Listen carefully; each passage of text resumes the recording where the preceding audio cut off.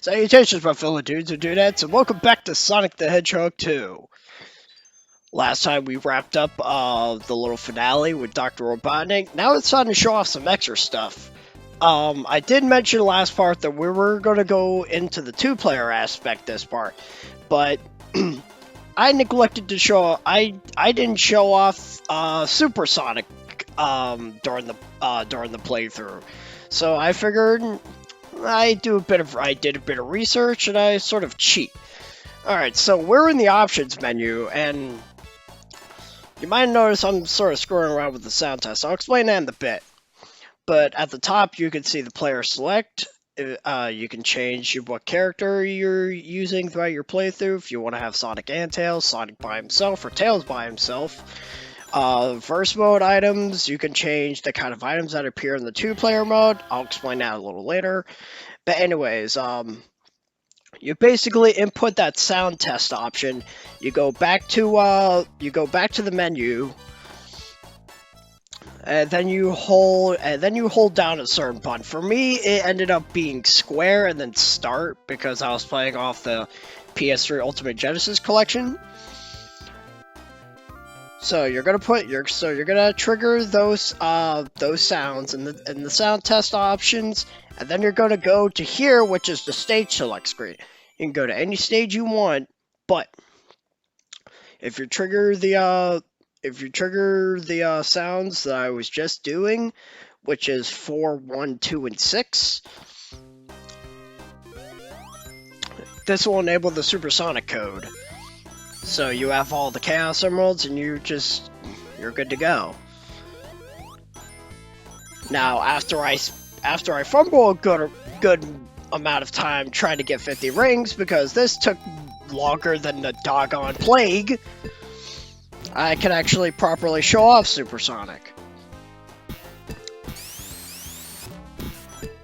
So this part aggravated me a good chunk because I'm trying to show off Supersonic, but I need to get in that slot machine. I probably could have saved time and not, especially considering the fact that this garbage happened. I call shenanigans. It's like I'm just trying to show my lovely audience that how to use Supersonic, and this game is just like, nope. So now that I lost all my rings, now I have to spend a decent amount of time trying to get them back. Again, I probably could have been better off just collecting rings as I went along the zone, but I didn't get a lot of mileage out of the slot machine in the playthrough, so I wanted to actually, use it a lot. And the same can be said for the two-player mode, because I did use it at least once or twice during that, but again, that's later. Now I'm sort of struggling right now.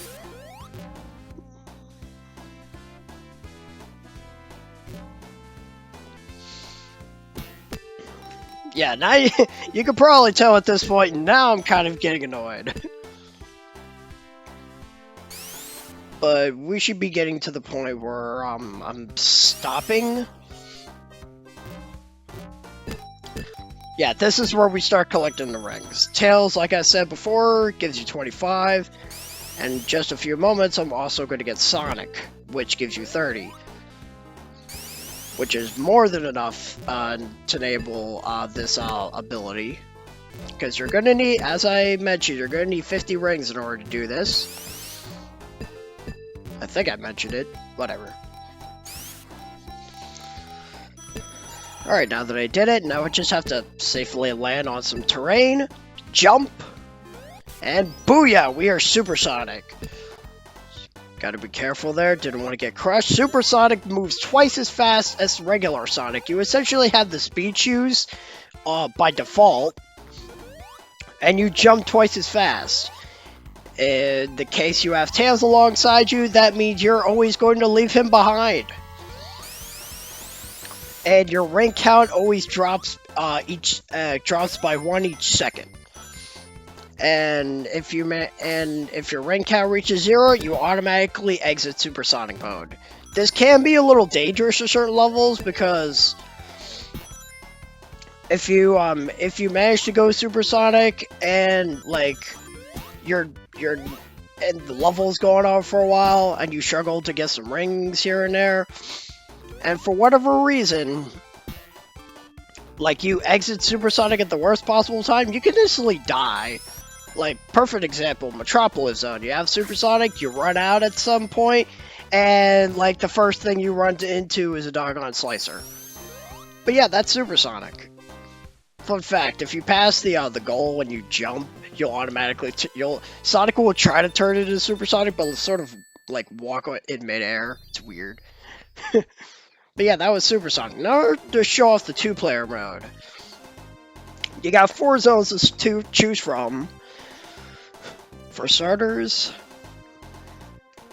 basically you go up against each other. One character uses Sonic, the other one using Tails. Excuse me. I actually decided to use Tails for this one because I didn't play as Tails throughout the playthrough, so I figured I'd give the two-tailed fox a bit of opportunity to shine.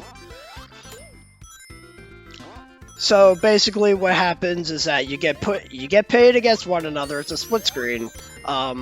This isn't always good, and so I'm glad it's Emerald Hill, Casino Night, and Mystic Cave, because I can only imagine levels like Metropolis or Oil Ocean will be an absolute nightmare with this screen crunch. But what are you gonna do? At the very least, Emerald Hill isn't bad. I've played this level to death, so I know what I'm doing. You can tell that the one playing as Sonic has not played this game very often. Unfortunately, I made sure they got some practice beforehand, but clearly, you could tell there's a gap between the level of skill. Alright, so basically how winning these things work, you get scored on 5 things. Your total score at the end, how long it took, how many rings you collected, how many rings you currently have, and the amount of item boxes you broke. If you win 3 out of those 5, you automatically win. Ties, a little iffy.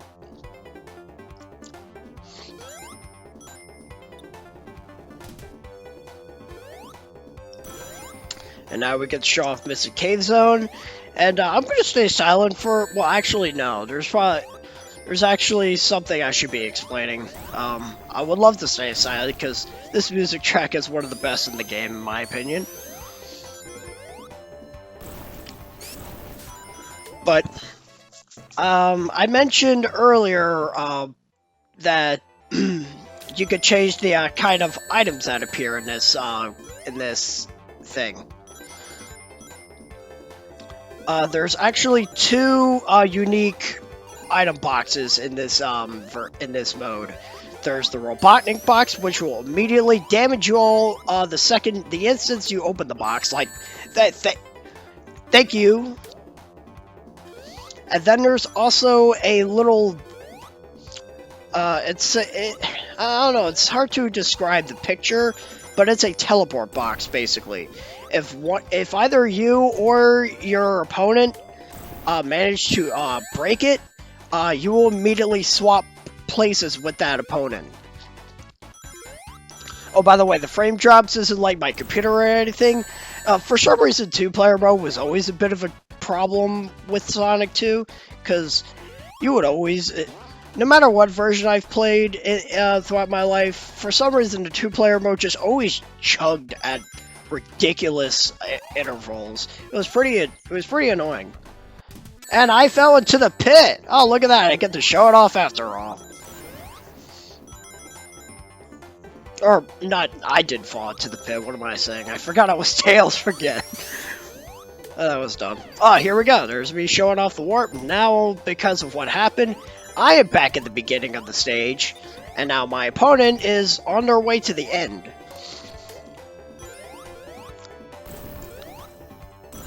So this is where things can get a little hairy, because once one of you passes the goal, the other one only has a total of 60 seconds to finish the stage. If they don't, which you're actually going to see here, You time out, and that's an automatic fail. You automatically lose that round. It doesn't matter if you won and everything else. If you can't even complete the stage, you automatically lose. So be careful. Oh, and I highly advise against losing all your lives, because if you lose all your lives, by the way, your life counter carries to all the levels you do. If you manage to lose all your lives, you automatically lose the entire game. Like if one of the players loses all their lives, the other one is immediately determined the winner by default. So you can tell things are getting a little hairy. Alright, so now the question is, okay, well, there are 2 acts apiece. If one of you wins one act and the other one wins another, what happens? Well, I'm glad you asked. I actually never shut off the game over sound music. Alright, so here's what happens. You get a tiebreaker in the form of doing the special stage. Now, since I was playing by myself, I didn't actually get to demonstrate this. But if you have a buddy with you playing the special stage, or in this case, an opponent, they can actually jump in front of you and collect rings that way. so that could be like if you're trying to play this like legitimately competitively, you're gonna be jumping around a whole bunch, both of you, and it can be kind of a mess. And obviously whoever wins this, the tiebreaker wins like the whole thing for that zone. And this 2-player mode does cover all the special stages. It's just that the aesthetic is a little bit different. Because you'll probably recognize the special stages in question, because they're all 1 through 7. It's just that their colors are different. Best example is Chaos Emerald number 7. In the main game, the color palette is all silver, but in the verse mode, it's actually like a bluish color, and it's actually much more prettier to look at if you want my opinion. This is actually Chaos Emerald Stage 3. Ow.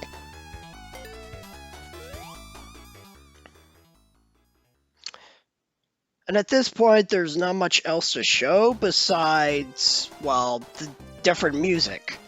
Because that's something else I did mention.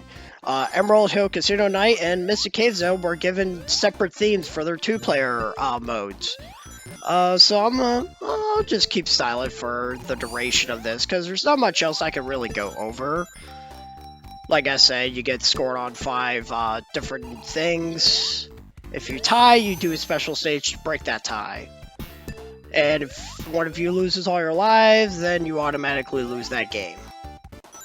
So well, I guess I can't keep silent now because the invincibility monitor just broke. Well, I mean, I guess I could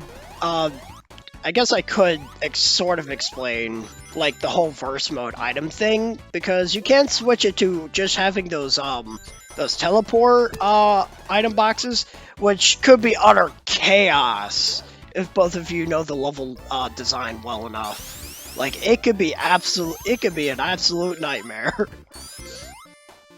Alright, but anyways, I'm gonna keep silent so you can hear this theme.